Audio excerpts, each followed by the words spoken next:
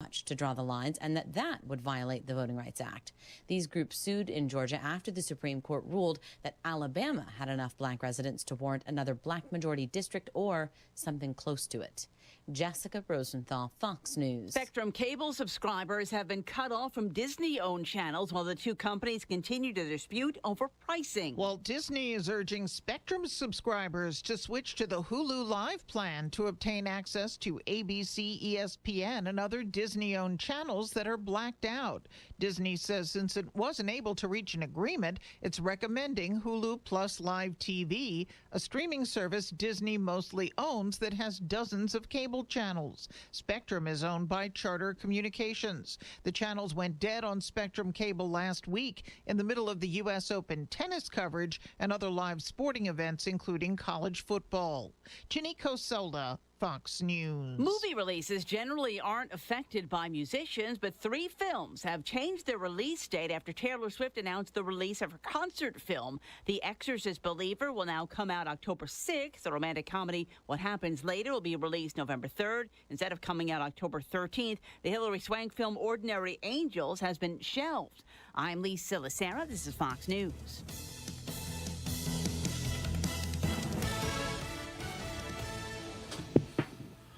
Welcome to the 8 Oaks Recovery Hour. 8 Oaks is a men's Christian-based alcohol and drug recovery center. I'm Mike Tyree, and I'm the pastoral counselor at 8 Oaks. And at this time, we offer a 30-day to 90-day program. 8 Oaks sits on a 60-acre farm out in the country, and it provides a place to reflect, to grow, to find some peace. And we've been open for about 2 years now, come January. And I'm proud to say that we have some incredible stories of people whose lives have been changed. Today we have 2 of those guys with us, you know. This is Chris over here in the orange, and we have Reed over here. And they're both part of the program still. Chris, I remember when you came a few months ago. Do you remember how excited I was when you came? Yes, I do. Do you remember why I was so excited when you came? Would you mind telling us why I was so excited? Because I was the oldest. Yes. You had to be the oldest some more. Yeah, man, for a year and a half, going on 2 years, I've been the oldest guy out there. And when you came, I finally, somebody who's older than I am, so I didn't feel like the old... A dinosaur finally came along. That's right, that's right. Well, before we get started today, we're going to like to interview you guys and find out how you're doing and find out how you're liking your stay out at 8 Oaks. But before we get started, I just want to encourage everybody that's out there to remember... that it's God who delivers. It's God who sets people free. And whether you are an addict, whether you're a family member of an addict, I just want to encourage you with 1 Peter 1:3. It says, "Blessed be the God and Father of our Lord Jesus Christ, who according to his abundant mercy has begotten us again to a living hope through the resurrection of Jesus Christ from the dead." So we can live our lives with great expectation because Christ is here to redeem those who will enter into that kingdom with him, enter into that covenant with him. To redeem those, there's an expectation of life, and there's a hope. So everyone who's out there who's an addict or who's got family or friends, just want to encourage you that there's hope, and you guys are proof of that. You guys are proof that there's hope, and there's proof that there is deliverance. And if you are one of those folks out there that really are listening and you're saying to yourself, I feel like one of those people who seemed hopeless, but hopefully with the encouraging words today, you can find some hope. And if you are someone out there that needs some help, I want to encourage you to call 1-800-576-4396 right now. Whether you're an addict, a family member, a friend, please call that number for help right now, and we'll be glad to try to help out. So let's get started. Chris, Reed, you guys are cousins. Cousins. How did two cousins end up in the same rehab together? Tell them that, Reed. Oh man, see, I'll just start off. Me and Chris, we've been locked up together. We've run the streets together for a long time, and then he went to jail, and then I knew he was in jail, and I was just doing my thing or whatever, and then I was still out using, and then one night I would stay gone from my parents. I was living with my parents, and I lost my job. Me and my girlfriend at the time, we had broke up, and everything had just fallen apart, and I'd been gone for a couple of days from my parents' house. And I come home one night, and then my dad, he said, he was sitting on the couch, and he stopped me, and he said, your cousin Chris is doing pretty good. I think he's in a treatment center somewhere. He's posting stuff about how good God is and what he's doing in his life and stuff. And I was like, well, let me see. And he showed me his phone, and Chris has made this big, long Facebook post about how good God was. And I read about half of it, and I said, man, that's not Chris.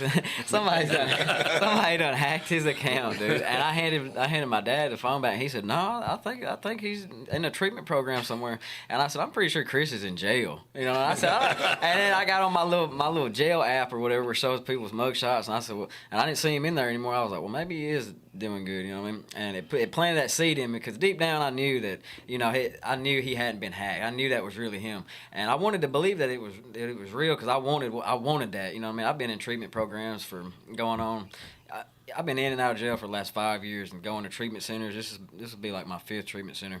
And so I kind of lost hope in ever getting sober, because every time I would go to treatment, I would get out and I would always relapse as soon as I got out. And then to know how he was, and be in jail with him and just run the streets with him, I knew if God was doing something that good in his life, that he could do it in mine too, you know what I mean? And so I hit him up, and I was like, what's up, cuz? What are you doing, you know what I mean? It was kind of like a joke at first, because I was like, man, where are you at, what you got going on? And he texted me back, and he was just big long paragraph about where he was, and what he was doing, and how good God was, and how I could have that. And we talked for a little bit, but he was like, if you want to get in here, we can get you here. And within 2 days, I was here. Well, when was the last time you saw him before you saw that post? It'd been a good 6 months, maybe. Good 6 months. Yeah. Yeah. What was the circumstance around it? I'm trying to remember. You had mentioned this before. Oh, it was bad. I mean, the place that we were both hanging out at, it was the worst of the worst. I mean, it was bottom of the barrel people. I mean, and there'd been, how many people died at that house? Several died. My brother took his life same place, and A bunch of so people. many ODs and people dying there. It's darkness. I think there's been 11 people died at the place that we were hanging out at. And I was there one night, and just me and some other guys, and he come walking in, and we were all high on drugs, and he come walking in, I was like, what's up, cuz? You care to give me a ride? And actually at that time, can I say it on the... I was giving a guy, I had a needle in a guy's arm, actually, and I was giving him a shot, and then Chris just casually walked in, and I said, what's up, cuz, what are you doing? And, I had a needle in this guy's arm, you know what I mean? And it was just so casual. And then Chris come walking in, I said, care to give me a ride? And he was like, yeah, come on. And so I just hop in the truck, and we just that was the last time I seen him. And then It just became a normal life for us. After years of me battling, I had just given up. that was right really after your giving dad had died, too, so Right. you were going through a rough time, and then... Yeah, it's a addiction. It affects not just you. It affects everything in your So life. many around you, Everything loves in you, your life. friends, family. Yeah, think about all the friends. you don't think I about remember Chris here a while back. Oh gosh, maybe a couple months ago. You had a piece of paper. Remember I that? carried in my wallet. I got a name of 54 people that I knew directly, friends and acquaintances, that have died during my addiction. That I've carried many of them to their final resting place, directly from drugs or alcohol. I keep it in my wallet for a reminder. 53? 54 now. 54. Yep. Wow. And at your young age, I'm sure if you would have you sit down and you start figuring it out, it'd probably surprise you too. I've known several that have lost their life from overdoses, and a couple of people I was pretty close to. Yeah. Not as many as him, but he's had a lot more years in it than I have. But I've lost a couple. Well, Chris, you got started late in addiction. Just tell us a little bit about yourself. How you grew up. I grew just up, a little bit about your life. grew up in had a pretty normal childhood. graduated high school and married my high school sweetheart. She pursued a nursing career and got her degree, and I wound up getting my dream job at the mill that I'd always dreamed of working at since I was a child. But after I was 36 years old, I was in a severe ATV wreck, and they started pouring the opiates to me. And then when I got out, they was prescribing me, giving me prescriptions, and I started out taking what was prescribed, and eventually turned into taking just to survive, to get out of bed. And I had always accomplished most all goals I'd set out to do, and I was ashamed to go to my wife, but I finally did. And with her being a nurse, she said, well, I'll wean you off of them. I didn't have the courage to tell her I couldn't stop. And she had contacted the doctors that were writing me and told them not to write me. Well, I turned to the streets. And then after that, it was just a snowball effect and just downhill landslide. Yeah. I couldn't stop. And it just in and out of jail, in and out of rehabs. The 3 rehabs I went to were mostly clinical. They didn't have nothing biblical to offer. Mm-hmm. And wound up losing nearly a 20-year job at the mill after so long of battling. Went through a divorce with my wife because she was just trying to get me to sober up. And finally, they all turned away from me. They was tired of the lies and, the deceit and everything that goes with the addiction. Then after that, it was just seemed like death after death after death. And I kept wondering, how am I still making it? But it was God all along. He was pursuing me. I feel like trying to get my attention, but I lost my brother to suicide in 2017 due to depression and drug-related. Yeah. I lost a nephew before that, 29 years of age, 9 months prior to that. And then, after that, I went into rehab, come out, and me and a guy was doing decent, but it was a good friend I'd met from Nashville. He'd run a place in Collierville. And I walk in and find him dead one morning from OD after 2 months out of rehab. Well, then I came back to my hometown and just, I was right back on it. And running crazy until in and out of jail, trouble, in and out of mom and dad's house. Then January of 2020, January 21st, 2020, I'd been locked up 7 months, and I get out and I go to Memphis, and anyway, I wind up ODing over on fentanyl and meth, aspirated, and was resuscitated 3 different times. They get me to the hospital, and they cannot get me incubated. The doctors, the medical team, nurses and doctors working on me. And at that time, my wife, or ex-wife, and daughter had eased into the room they were working on me. And the doctor finally looks up and said, let's call it. And the flight team had already landed from Vanderbilt, and a guy had walked in off the chopper, said, let me try it. And Tammy says, like an angel's arms reaching up and coming down the first scoop, he got the tube in me. Well, they told my family not even to, strike out to Vanderbilt where they was headed with me, that I was in grave condition and probably wouldn't make it.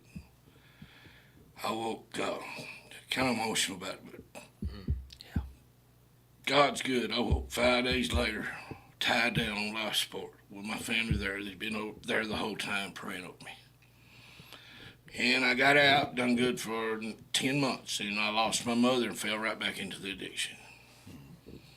And I ran crazy for 2 more years up till December. I lost my dad, and January the 6th, I was arrested with some serious charges and was looking at 18 years prison.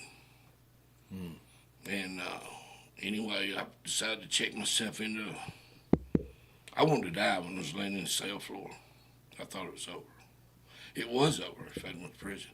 But I came to 8 Oaks after 2 weeks of getting sober. All the reality started setting in about the deaths. I hadn't really mourned. I kept myself numb. And all that I had, the pain and suffering I'd caused my family, all that started hitting me. Nearly more than I could bear. Well, I remember falling at the altar on my knees.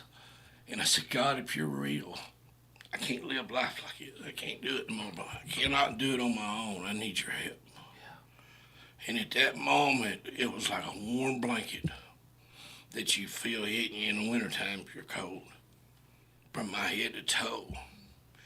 And I cannot explain the peace that night he said in me. It's Celebrate Recovery. And there ain't no drug or drink that will touch that. And I don't want to ever lose it. I'm a happy man today. Something that I never thought I could get. And God's restoring my family, me and my wife. Life's good today. Life's good. So you were an addict for how long? Over 20 years. 20 years. IV years. When I started out at pills and wound up at IV years for 10 And how many recovery rehabs have you been at? 9. 9. Mm-hmm. And it took God. It took God. It's not possible without God. Mm-mm. And it's not possible without being honest with yourself. That's right. No. And I had that male ego and the pride. I can do this myself. Mm-hmm. It's not possible without him. You can't do it by yourself. Until I find him. And Tammy told me for years, Chris, if you just surrender. I heard her, but I didn't hear her. Until I was looking at never seeing my kids, grandkids, or her, nobody again. I was going to die in prison. That's when it clicked. Mm-hmm. You can't do it, Chris. God done what I couldn't do, that I tried to do for 21 years. Now, Reed, how old are you? 25. 25, and Dinosaur, how old are you? I'm 60. 60. So you've never known him before his addiction, right? No. Mm-mm. We met in jail. We were in the same pod in jail, and I was sitting there, and I was on the phone, I think, and I hung up the phone. He was sitting behind me on like one of the little tables, and he pointed at me, and he said, "I know you, but you don't know me." And I said, "Who are you?" And he was like, "We're cousins." And then we got to talking and started talking about how we were cousins and who we were related to and stuff, and we're pretty close cousins actually. And him and my dad are second cousin, yeah. And so we just started, and I asked my mom. I got on the phone with my mom later, and I said, "I'm in here with my cousin. We've been talking." And she was like, "Who is it?" I said, "Chris Alexander." I said, "You know Chris?" She said, "Lord, yes, I know Chris." And my mom was a director of nurses at a nursing home, and there was 2 of them right beside each other, like they connected. And his wife was a director of nurses over the other nursing home. And she said, "Lord, yes, I know Chris." She said, "I've seen Chris be arrested out here in the parking lot of the nursing home." And she told me all these crazy stories about him and stuff. And but yeah, I've never known him to. When we did meet, and then after we got out, we got really close in jail. And then when we got out, that's when we started running the streets together a little bit. And I mean, he wasn't the nicest guy. I'll put it like that. he wasn't, and I wasn't either. But it's crazy like to see him now. And when I first got here, to see him and how he was interacting with the people, and how good he was doing, I was like, man, who is this guy? You know True what I mean? happiness. I remember when I got here seeing Greeny and Brandon at church and Brother Bill. Yeah. I want what y'all got. You can see the happiness. And it glows when you're truly been redeemed. The happiest I ain't never felt before. But you're starting to glow now like they do. You know what I mean? That's what I want. I feel it. I mean, I ain't giving it up for nothing. I wouldn't. There's not a better feeling in this world. Now, Reed, you have your own story. Yeah. Share a little bit about yourself. It's not as intense as Chris's, but I don't know. I started It's using. intense from a different perspective, a different angle. Yeah. See, I started using marijuana when I was about 13 or 14, and so I'm a smaller guy, so I never in school, I never played football, I never played baseball, nothing like that. And I was never really bullied or anything, but I was always kind of looked down on. I wasn't the tough guy or nothing like that. And I started smoking weed and I met this guy, and I don't know why he liked me, but he was a weed dealer, and he gave me a bunch of weed one day, and he was just like, I want you to. He said, go see what you can do with this. Take this to school with you, and just sell it, and so that's what I did. And I remember the day I took that weed to school, I became one of the most popular people there was, and I loved that feeling of just people just like wanting to be around me and look at me like like I'm an important person, you know what I mean? And that started, I don't know, freshman year I got my first marijuana charge, distribution of marijuana, and I was a freshman in high school, and that kind of fueled it. It was like deep down, it was like, I got in trouble, and everybody, this is what I'm known for now. Like everybody got word. If you didn't know that I was a drug dealer then, you know now because the whole town knows. In our town, it's like if anything happens, everybody hears about it. And it was on the front page. Put on the front page, yeah. But deep down, that's kind of what I desired. You know what I mean? I don't know why I grew up watching the Scarface movies and all the drug dealer movies, and that's kind of what I wanted to be. Like I idolize those people, and that's not good. And that's for the devil. That's purely the devil. And he romanced it for you. He romanced it for me, and and I was never popular or nothing like that. I wasn't a football player, baseball, sports star. That's what I was. That's what made me feel important, was being a drug dealer. And little did I know, just starting out selling marijuana and stuff would lead to the meth, selling meth. And meth, for people that don't know, you got the marijuana and the pills and stuff in one category, but when you start messing around with the meth and the fentanyl and stuff, that's a scary world over there. And there's some really evil people that are involved in all that. And I got wrapped up in a lot of that, and I got arrested. I don't know. I went to the military to try to run away from my addiction, and but I was 19 when I joined, or 18. I turned 19 when I was in basic training, but they sent me to Hawaii. I'd never really even been out of Tennessee at that point, and I'd been to Florida on vacation and stuff like that, but I'd never lived away from like my parents or my hometown or nothing. And they put a 19-year-old that fresh out of high school with a drug problem. I was doing Xanaxes and smoking a lot of weed and selling weed and stuff like that. I'd done a little bit of cocaine, but I'd never lived on my own and been able to just go do what I wanted to do. And in the military, they look at you. You're a soldier. You're a man. So, you know what I mean? And so I had that pride and that ego, and they sent me to Honolulu, Hawaii. That was not the place for a 19-year-old that had a drug problem to go. And so I stayed in. It was probably about 2 years before they ended up discharging me. I had 3 underage drinking charges, and I could not stop drinking. I just kept drinking, and that wasn't even my drug of choice. But in the military, that's what everybody does. We were getting really drunk every single day, and I couldn't perform anymore. And I was a good soldier before I started drinking. But I started coming to work drunk, on duty, in uniform. I got a drunkenness on duty, and then it just got bad, and so they ended up discharging me. And I come home, and I was kind of hurt because of that, because I had a lot of because in high school and stuff I got in a lot of trouble, and my parents, when I joined the military, they were proud of me. They were like, okay, he's finally getting it together now. All right, he's not going to college. Because I remember my dad came to me one day, and I'd already graduated high school, and he said, Reed, you're not going to college, you're not going to trade school, you're just hanging around the house, you're selling, all you're doing is selling weed, and you're making a mess of yourself. You know what I mean? You need to do something.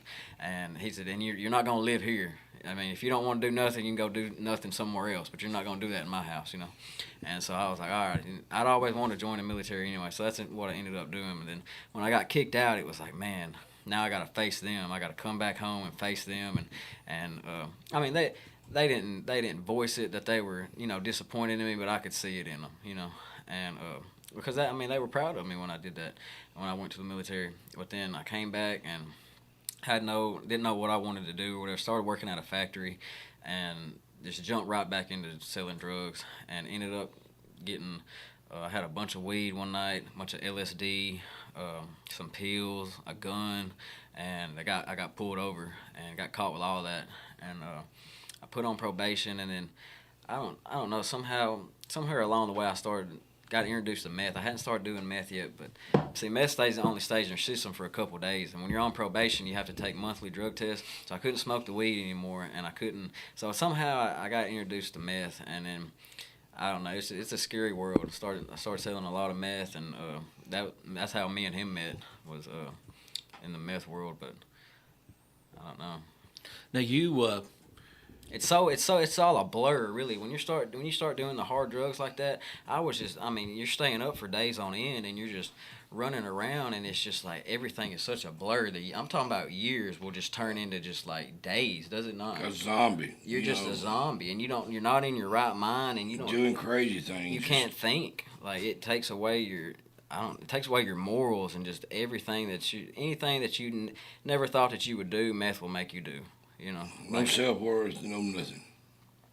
Yep. Just now I remember you sharing some stories about not just the using of it, but the selling of it. Yeah. Do you mind sharing any of that? I got a high from just selling the drugs. Mm-hmm. Just the thought of, in my mind, I wanted to be the biggest drug dealer that like the world had. I wanted to be like Scarface. You know, I just wanted people to be scared of me, and deep down it was just insecurity. Like I wanted that power, and I mean, when you're selling drugs and you're selling mass amounts of drugs, I mean, women, money, and power. That's what, like you said the other day in class, that's what the three things that a lot of men want in this world. It's just money, power, and women, and I had all that, and I was just so wrapped up in it, and I knew the police were watching me. The drug task force come knocking on the door one day, and it was just, and I remember the day I was telling you this the other day, when the drug task force left the house that day, I didn't let them, they wanted to search the house. It was big crazy, something crazy had happened, but they had come over there and they wanted to search the house because I was on probation, and I told them, like, I was living with a girl at the time, and I said, this isn't my house, you can't search this house, but I ended up not letting them come in. I had some guns in there, had drugs in there, a bunch of stuff, and But I remember when they left, it was just like, I feel like most people would just be like, oh my God, the drug task forces, I need to. But I was smiling inside. It was like, I'm doing something big enough for the drug task force to come knocking on my door. You know what I mean? That's like one of my dreams, you know what I mean? And that is so crazy, dude. Like, but. Insanity of it. The insanity. It's like, I'm a big enough drug dealer that the drug task force is knocking on my door. Like, I'm finally doing something. I don't know. It's that insanity. There's a delusion that comes with addiction, isn't there? Absolutely. Yes. Remember what life was like before your addiction? Oh my goodness. You know, you had shared a little bit about how meticulous you used to be. I was OCD on my yard, on my vehicles. We had to have the house cleaned on Thursday nights. But me and Tammy would pitch in, and for the weekend in my yard, I mean, I wanted everything. For those who are not that are out there that they're not familiar a whole lot with the life and family of an addict, what are some signs that they could look for? Isolation. Staying away from them, not calling. As far as my immediate family, as far as my wife and kids, I would leave, stay gone hours at a time looking for my drug, and just bills going unpaid, holding the post, having my mail held at the post office, just everything, the lies and the deceit. And my parents, I would go around them, or my brothers, my brother, which is in Texas, I'd cut ties with him. I just wouldn't, didn't associate with him, because I had that shame inside and the guilt, and didn't want them really seeing me that way. But anything done in the dark will come out in the light. That's so true. They're going to figure it out. Oh yeah, you shared a story about how that came out of the light when you were trying to hide something one day at the house. Remember that? Yeah, I had stayed home from work, called out, and my teenage daughter, had stayed home from school, and she was a junior or senior in high school, I believe it was, and I had called the dealer that worked with me at the mill. He wasn't the dealer, but his brother was in Memphis, and I was asking him if his brother-in-law had what I needed, which at the time was Oxycontin. And anyway, my daughter was listening the whole time. I didn't know this, and all at once I see my wife come screaming in the driveway. She comes in, "What's going on?" I said, "Nothing." "Why aren't you at work?" I said, "Well, my stomach's bothering me." Well, then about that time, my daughter come out of the room crying, and said, "Daddy, I heard it all. You got a problem." Well, that evening they had me in Nashville at a treatment center. They should call me. H&R guy at work, and they got me up there, but it was like a short term, 15 days or 28 days, and clinical, nothing biblical. And come right back out using. Just didn't get it. Right back into it again. My employer offered me multiple chances, and like I said, I finally lost it after nearly 20 years. It just shows you the job that you had and the money you were making. Like, that shows you what addiction. I mean, addiction does not care, you know. And I mean, it doesn't matter how much money you're making, what you're doing. Like, if you're addicted, you're gonna put that over the job, the family, everything. You know, and I mean, but. Well, we talk in class about one commodity that everybody in this world is looking for. It doesn't matter whether you're rich, poor. It doesn't matter what your nationality is, what your race is. It doesn't call nobody. Peace. And that one thing that everybody's looking for is peace. You know?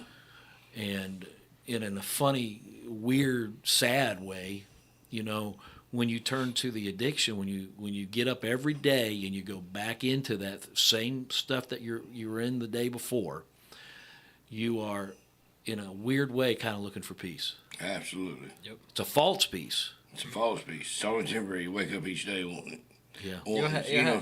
You'll have peace for a minute, but after that high wears off, you're more down on yourself. You're searching for it every day. And it takes you deeper and deeper and deeper.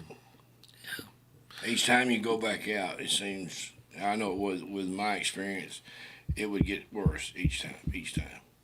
And for the listeners out there that's listening, you know, Tammy and many, what if you loved us, you would stop. Anybody listening, it ain't that the addict or alcoholic doesn't love their family. You can't. But it's the darkness and the enemy that's come over them. It's not, I can't explain it. You become a puppet. Yeah, absolutely. Once you get to that certain level where the devil really has his claws in you, it's so hard to get him off of you. And you get to that point where you feel, like I was talking earlier, the guilt and the shame and the worthlessness. And you just don't feel like there's no hope no more, especially when you've lost everything. And even after you've gotten sober, like you talking about the treatment centers you went to first, Yeah. that weren't biblical, Yes. without having God, that guilt and shame will get you back every single time, because you will get so down on yourself, and you're just like, man, I can't believe. You'll start just thinking in your mind the people you hurt, your family. I can't believe I hurt my family like that. That's awful. And it's like the only way you can to find peace is to go back to those drugs, and that's why a lot of people relapse. And without God, God forgives all. I mean, once you get that peace, and once you know that God has forgiven you, and you feel that peace that He'll give you, then I don't know, it's unreal. It's I can't explain how good it is. Like you still have been that. lost so long. You still have that guilt and shame a little bit, but it's nowhere near like you would if you didn't have God in your life. You know? See, now all I see myself is trying to get up and do the next right thing each day, live for God and my family restored, and watching my grandkids grow up and my kids. And my Now, you wife. said something right there that's a load full. You know, you talked about a vision for your life, a purpose for your life is your family. Purpose, that's it. And you've also talked about, on getting up every day and doing what's right. That's it. Focusing on what's right, remembering what your vision is for your life, what your purpose is. And those two things can be a really high motivator to keep on the right track. And when you got, what was different about this time when you came in? You came into Eight Oaks. I remember both of you came. Unfortunately, Reed, when you came, I was like hightailing it out of there going on vacation for a week, and I didn't see you until I come back next week. Chris, I remember when you came, and guys come in there, they're a mess, and I was wrecked. a lot of them are on detox, and a lot of guys we don't really, they're there, but they're not there for about a week or two, and until the fog starts to clear a little bit and the emotions start coming back and they start being aware, and they're not so lethargic. They have a hard time sleeping. And what changed at Eight Oaks for you? I mean, how did it click with God this time Well, when you came to Eight Oaks? you touching on recovery in a biblical standpoint. More, I've been taught more of in the past 4 months than I've been all the years of my addiction. And the happiness that you bring, seriously, and the Monday Night Living Free and the CR, I just wanted what these guys had. Yeah. And like I said, when everything came to reality, all I'd done, all I'd been through, and what I was facing, I knew I just felt I was gonna die in prison too. And it was, it clicked. It finally clicked. Was there this one? Maybe it was just a gradual thing, but I'm just curious. Was it a progression day after day after day, or was this that one moment where it just kind of clicked in your head? It gradually, wow! As I was sobering up the first 2 weeks, and the reality set in, and then with you teaching your classes too, and when that night I went to celebrate recovery, and I'll never forget the spot I was on my knees and what I said. Yeah. And that's when I fully surrendered. Mm-hmm. And that's when he helped me. Surrender, and that's the Surrender. big word. God, there. I can't do it You gotta alone. surrender. If you're real, I need your help. Yeah. He reached down, covered me like I said, a warm blanket. You jumped in that wheelbarrow. I did. I ain't getting out of it. For those That's out a there in good the audience, they don't know what we're referring to. But what we're referring to there is on step 2, we talk about believing, and you've got to come to this place where you believe that there's a God that can bring some sanity back into your life, and you really got to believe that. And we use the illustration about a guy from the 1850s who took a tightrope and went across Niagara Falls. And when he went across Niagara Falls, he took different things. He was with a bicycle, and one of them was with a wheelbarrow. And he went across, and he came back. He went across, and he came back again. So he showed that he could do it. And the crowd had gathered, a large crowd by now.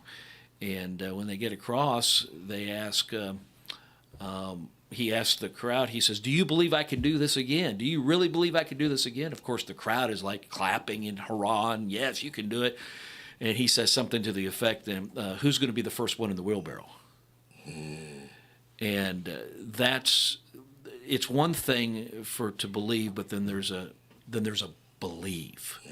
And you guys got to that point in your life where it wasn't just a casual, I believe you could, God, you can get across the Niagara Falls in that wheelbarrow. But when God says get in the wheelbarrow, that's the real test. And I think that was the moment Absolutely. that began to change for you. You jumped in that wheelbarrow and you said, "God, I can't do this without you. I trust you."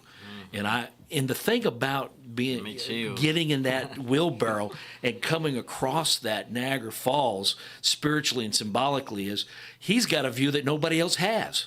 Absolutely. He's got a view that nobody else is going to see of the Niagara Falls. And when you jump in the wheelbarrow with God, he gives you a view, a scene that nobody else can see except you. And it's a special moment, a special time.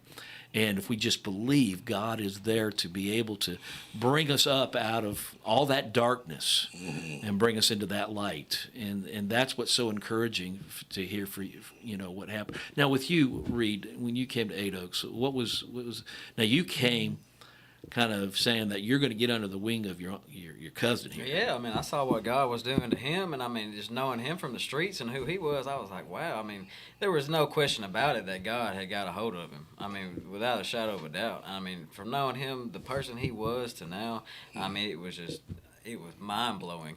And I knew if he could do it, then I could do it. So I mean, I remember texting him. I said, we were talking about me coming, and I said, please take me under your wing. You know what I mean? I mean, a lot of it is people think, like you were saying, I mean, people think that they got it. Guys think, oh, I can do it on my own. I don't have to listen to these people. Then a lot of people younger guys have trouble listening to guys that are older. You know what I mean? For some reason. But I'm seeing now that's like the older guys have a lot of knowledge. You know, I've been told, man, you need to get it together while you're still young. You got your whole life ahead of you. Please get it together. And I never really understood what that really meant. Like, because I could always hear the intensity in their voice and the compassion when they're saying, they're like, I mean, because really they're saying their self in me, you know what I mean? You could see yourself in me when you were young, when you first started using drugs. And it's like you got your whole life ahead of you. And when I told him to take me under his wing, I mean, I really meant that. I mean, to show him, I didn't know what I needed to do, but I was ready to just here I am, I'm coming, just help me. Just do it. Show me what I need to do. Tell me what I need to read, what I need to pray. Just tell me. And then it worked out good, yeah. Well, there's a difference between powerless and hopelessness, isn't there? There's a big difference, and unfortunately, there's so many that are out there that fit into that hopeless category. They just feel like they're hopeless. There's no way out, and the image that we have, in class is the woman who is drowning and just has got her arms and legs, and she's not trying to save herself, and she's just sinking further and further and further down into the water, and that's hopelessness. But powerlessness is knowing that I can't save myself, so you reach your arms up out of that water, and there's God. Let me say that again. There's God. That's right. There's God taking your hand and pulling you up out of that water, kind of like that image probably of Peter walking on the water, and he takes his eyes off and he sinks, and Jesus reached down and picks him up. And I think that's the addict. That's the addict. When he comes to that place where he says, I'm powerless, I can't do this, but God, I know you can help me, please, and reach your arm up, and there he is saving us and taking us up. And so all those that are listening out there, if you're an addict, man, let me just encourage you. Don't see life as being hopeless. There are thousands of people, men and women, kids even, that are where you're at, have been where you're at. And I'm here to tell you that these guys right here are just two of so many across the nation who have made it. And they are where you're at, maybe even worse than where you're at. And I want to encourage you just to let these guys be an example to you. That when you might feel hopeless right now, you might feel like there's no way out, that this is the way it's going to be, and you've kind of settled in your mind, that's my life. This is the way my life's going to be. It's going to be a life of misery. It's going to be a life of addiction, and I'll probably die in this addiction. But let me encourage you. There is hope. There is hope. I battled it for 21 years, over 21 years, and there is hope. And here we go. If God can do it for you, He can do it for anybody. He can do it for anybody, right? Absolutely. And I'd like to say this too. Absolutely. I was talking about facing the charges and spending 18 years in prison or dying in prison, and I was using a court-appointed lawyer, and the first time I went into court, I was worried, and I come back now and I sat with the director back in my seat after the judge had called me up the first time, and I looked at Sean and I said, I'm going to get thrown to the wolves. And then I thought, what am I worried about? I've turned it over to God. He's given me this peace. Why am I worried? And I said, He's my attorney, so I'm not going to worry about it. So when I did go back the next time, my lawyer comes out and he says, Chris, here's 6 years on this charge, 6 years on this charge, 6 years on this charge. And it was a total of 18. Mm-hmm. And I'm panicking. And I'm saying in my mind, God, where are you? Please.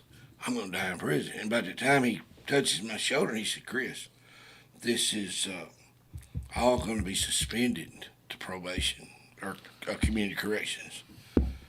And I said, thank you, Jesus, in the middle of the court hall. But anyway, it was God. It was God. Nothing but God. And faith. That was what, 2-3 weeks ago now? About a month ago. A month ago now. That's awesome, man. That is so awesome. God, that's the thing that we see out there all the time is God just seems, so many guys come in there all scared and worried, and then somehow God just kind of works it out. Just miracles. Just faith. Faith, yep. And I fully put it in Him. He was going to And if I'd had to go to prison, I would have carried his word. What he had. By the way, if there's me. anybody who needs help, 1-800-576-4396. 1-800-576-4396. Guys, what is a typical day like out at Eight Oaks? Eight Oaks is wonderful. It's a place of serenity. It's out in, I guess you could say, the middle of nowhere at West Point, but You cannot hear Definitely a car. in the middle of nowhere. it is. It's a nice place to be, and God's moving in the cabin out there, lodge or whatever you want to call You it. can feel it when you walk in the doors. You can Yes. feel the peace and the serenity. Days are good. We get up at 5:30, eat breakfast at 6, and have our morning devotion at 6:30, and then go to class at you, West Brother Point. Mike, at West Point that you teach us, and have gave us so much knowledge and wisdom that from the Bible. It's unreal. It's appreciate it so much. Yeah. God's doing a great thing. Now, not yesterday, 2 days ago, you guys got baptized. Tell us about that experience. Well, I posted on Facebook. I'm half smiling and half crying. I'm crying and smiling. And Reader hugged up and posted on there that we was cheesing because we just been baptized in the creek. God is good and life is good sober. Sobriety is good. What is that? Risen to life. That's what I'm saying. Yeah, risen to life. Now, but life is worth living. Wait, sobriety is worth living or something. Sobriety's worth smiling for or something. Yeah, but it's, I got it posted and Tammy called me and correct. She said, "You spelled emotions wrong, so I had to go back." But anyway, I'd like to say this too. United Church, man, I can't say enough about them and the members there and the pastoral staff. And like I've said this before, man. Most people are scared of addicts, alcoholics, and people that's living in that world. But man, United has nothing but open arms and the compassion that many of them has never been told they're loved or been helped. That it's as his dad Phillips had told him, you never know what one kind word or what a difference it's going to make in another person's life or when might be going through. Nobody knows. That's right. And my hat's off and heart to.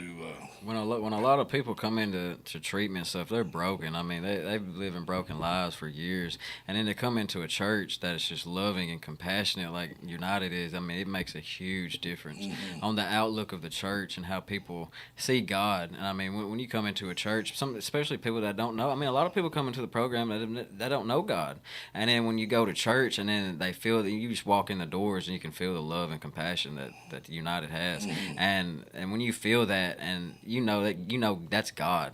That's God. And it just has a good, I don't know, United's awesome. We love it. Make you feel welcome. And make you feel so welcome. Well, the approach that I think that we take at Eight Oaks, and you guys tell me if I'm wrong, we take a little softer approach, and I've just, when I came to this thing, I'm not an addict.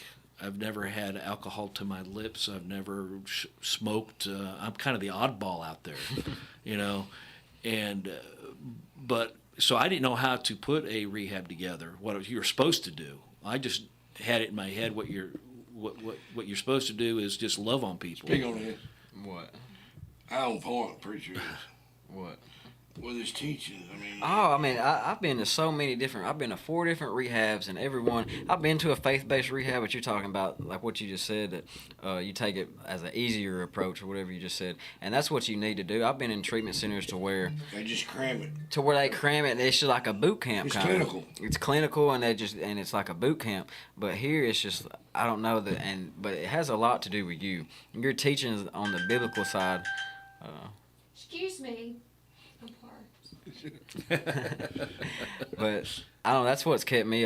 That's what keeps me really in tune. Is because I've been to so many treatment centers. I know the clinical side of it. The classes where you teach the clinical, the drug triggers and all that stuff. I know about all that. I mean, I could preach it to you, you know what I mean? But when you resort it back to the biblical side of it and you put it all together, it just really intrigues me. It really interests me, and I love that. Normally, most acts is not going. They won't hear somebody's been in the trenches and the ditches. Yep. But when the first few classes I was in that you taught that I was in, well, this man's got something going on. And even Dirk, the first class he was in, he was really responded with, positive. He's been in several treatments, but he liked it.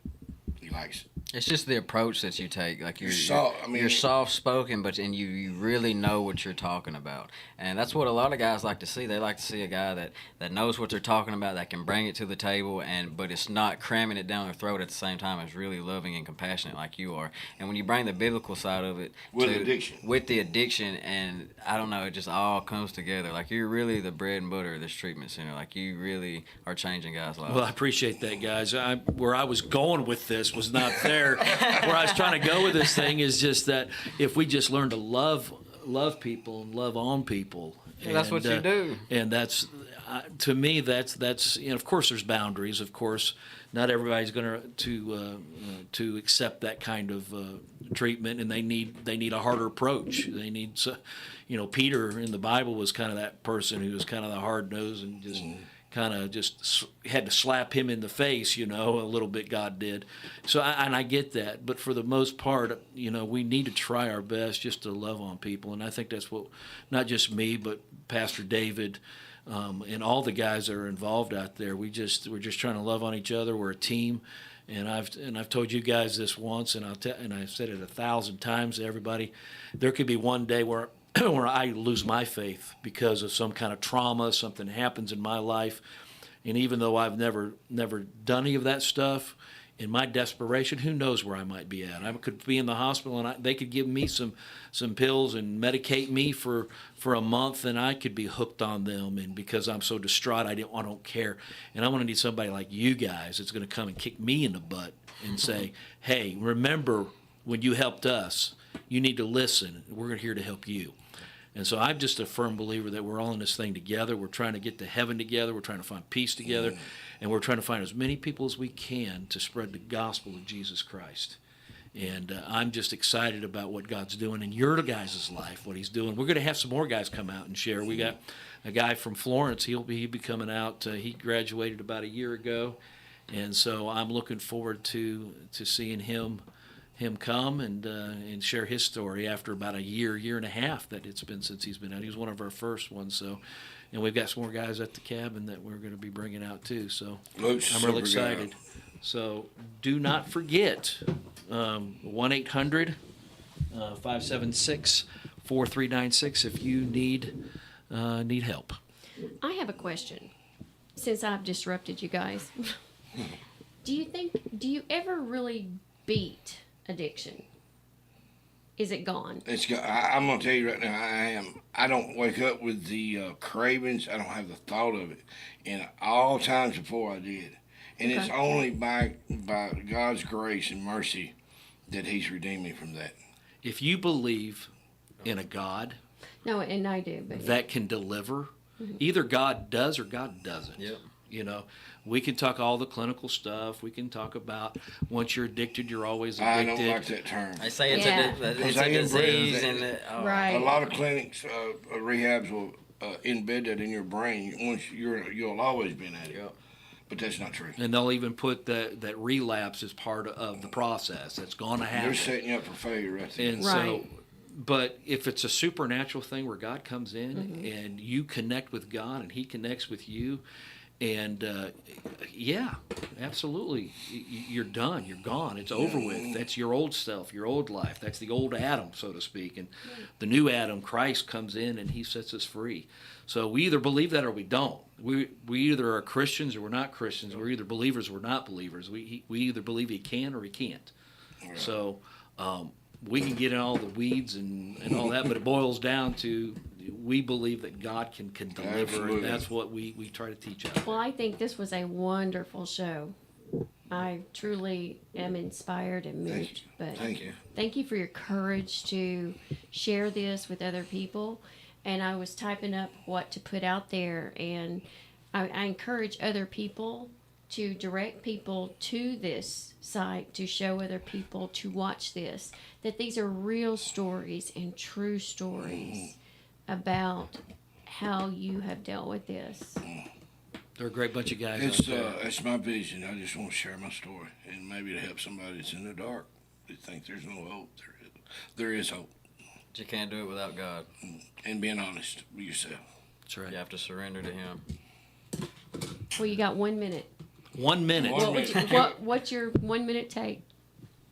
Chris, what would you tell? Now, you, real quick, your vision was when you get out of here and you get a little bit more on your belt, you want to share your story with younger people. I want to share my story, and God's laid on my heart with preteens from 12 to 16-year-old before they start hitting the real peer pressure in schools, and everybody knows how bad it's gotten.